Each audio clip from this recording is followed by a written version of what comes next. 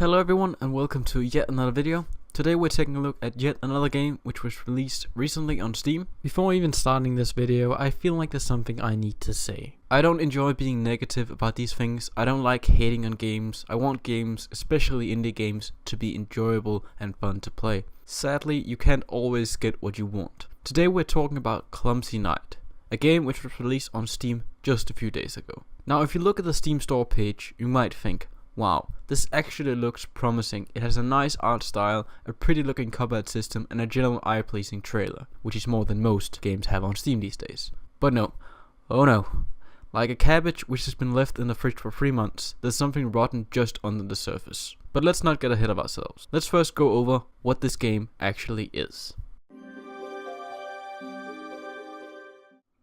Clumsy Knight 2 is a 2D top-down strategy RPG, or at least that's what it tries to be. The story sets you on the very original quest to retrieve a kidnapped princess, defeat the big boss, and claim half the kingdom for yourself. Presumably your character also has a mushroom addiction and a mighty steed he will eventually throw down a hole to achieve a double jump. The main gameplay centers around riding around the overworld, collecting loot and finding random packs of enemies. Along the way, you'll expand your army and a roster of different soldiers you have access to. The combat centers around throwing your AI-controlled army at another AI-controlled army, while you provide buffs and assistance to your soldiers as the great commander you obviously are. Now you might still think that all of this sounds really good, and so did I. For the first 15 minutes, the game seemed really enjoyable. The music was alright, the art style remained charming, and the gameplay was more or less engaging. But at the 30-minute mark, it started to dawn on me. There was something very wrong with this game. I'll now try to explain what exactly I think is wrong and why the game falls flat as a result.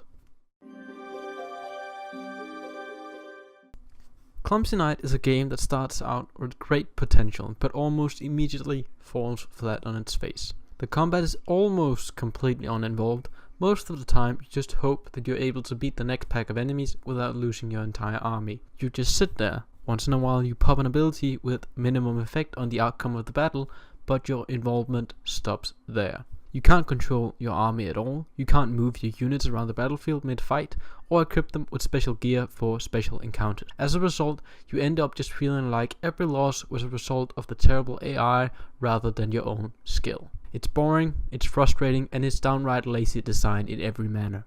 This is in no way made any better by the insane difficulty spikes that this game has. Let me show you an example of one such event.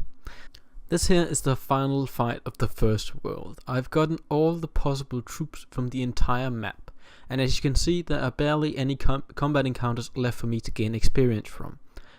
Let's see what happens when I try to fight the boss in order to continue the game. As you can see, I got completely destroyed. I barely even touched the enemy numbers.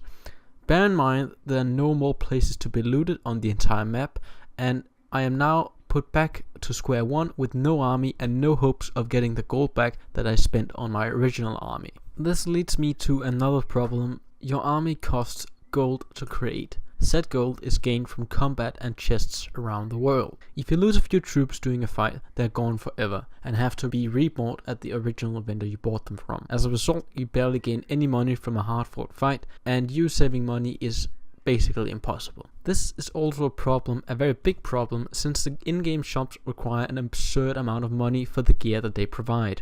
To gain a resurrect scroll, which is an item you basically need to defeat the boss that just destroyed me, that costs 39,000 gold. After nearly 100%ing the first world, I barely have 10k. Yeah, I'm sure you can see the problem there. This is a horribly unbalanced experience and needs to be changed before this game can even be a functioning experience. This is so disappointing since the game actually has a few good aspects. The fun and goofy art style is actually really appealing to the eye, plus the music and level design aren't bad. But with a broken, boring, uninvolved combat system as well as a horribly unbalanced economy, these things do not matter in the end. After playing this game for a while, I realized I had no idea what the devs were doing when they created this game. It seemed like there was no focus testing of the final product. It seemed that the devs did not care.